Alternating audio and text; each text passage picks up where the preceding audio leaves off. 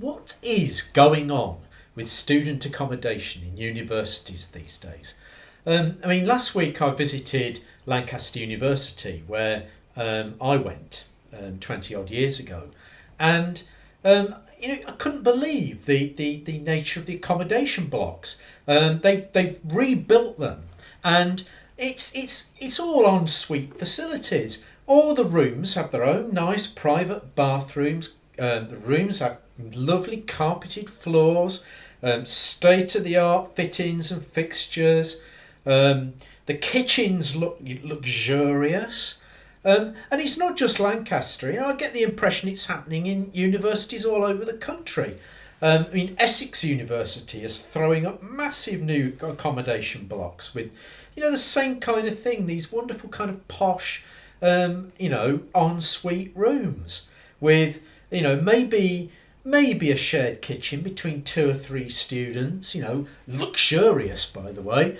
But each, they all have their own sort of separate bathrooms and all this sort of stuff. What the hell is going on? I'm not being funny, but in my day, we knew how to slum it.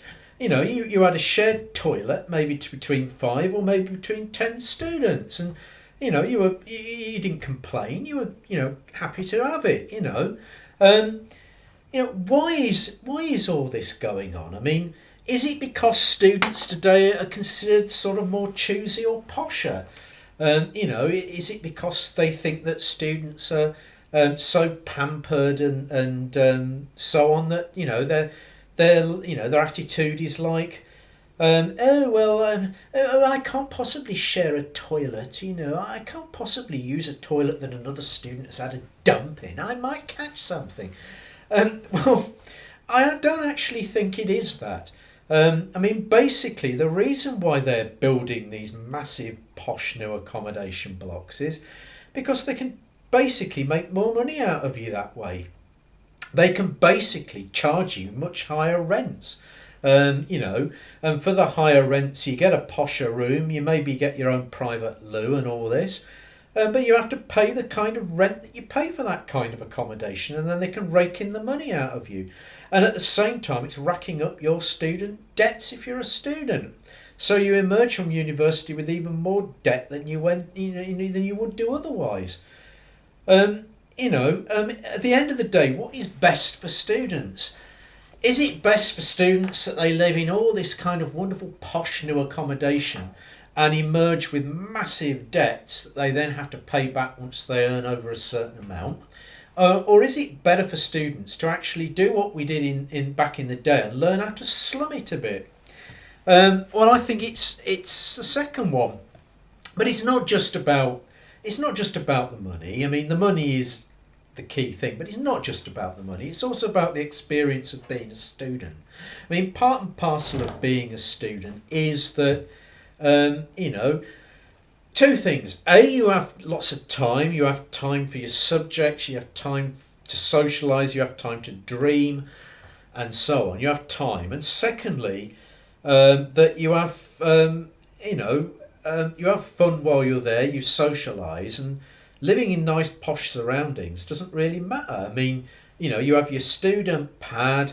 It's a bit grubby, but you decorate it with all your student posters and all your music posters and all the rest of it. And your experience is the socialising and the fun you have while you're at university, and the opening of your mind and the learning and that sort of stuff.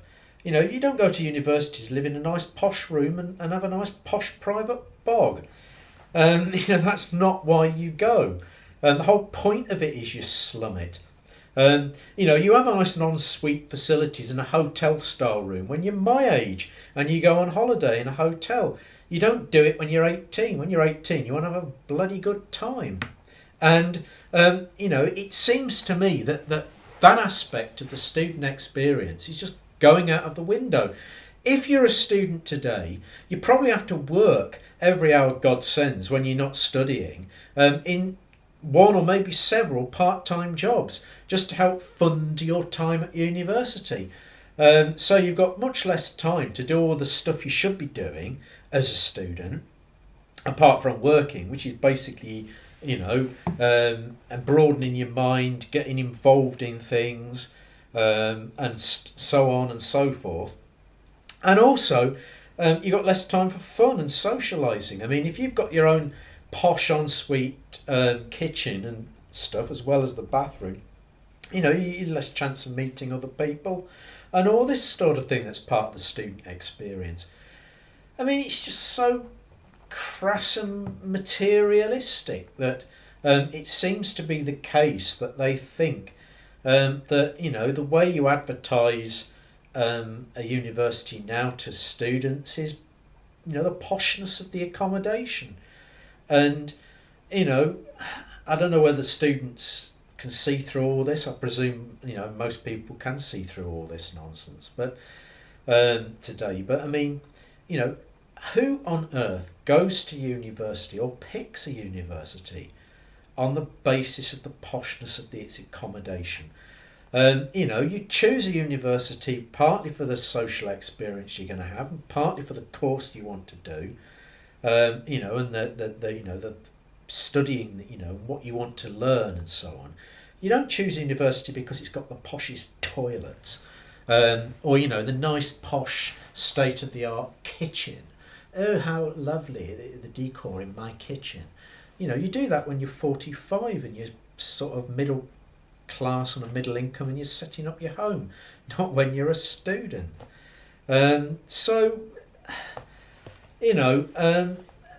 despair really. But I mean, on the serious side of it, the reason for all this is because they want to make more money out of students. And what's happening today, I mean, I honestly think that the shift in universities is away from educating students and it's becoming more like exploiting students, exploiting them for as much money as they can get out of them in the long run.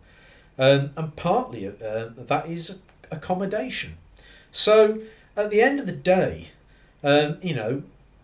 what should students do? Well, at the end of the day, you don't pick a university for the poshness of its accommodation. You pick it for the important things. The course, the experience, the social life, the broadening of your mind. And if the accommodation's crap, well, learn to slum it. At the end of the day, learning to slum it is part of the fun of being a student in the first place. And if you went into some basic room with, basic facilities and a rug on the floor and no carpet and a basic spit and sawdust toilet, but at the end of the day, you're in there with loads of other people who you really get on with, you're having a fun time, you're learning loads of things, you're broadening your mind, and you're not racking up loads of debt in the process. Well, I think that second option is the best. But, who am I to say? But that's what I think.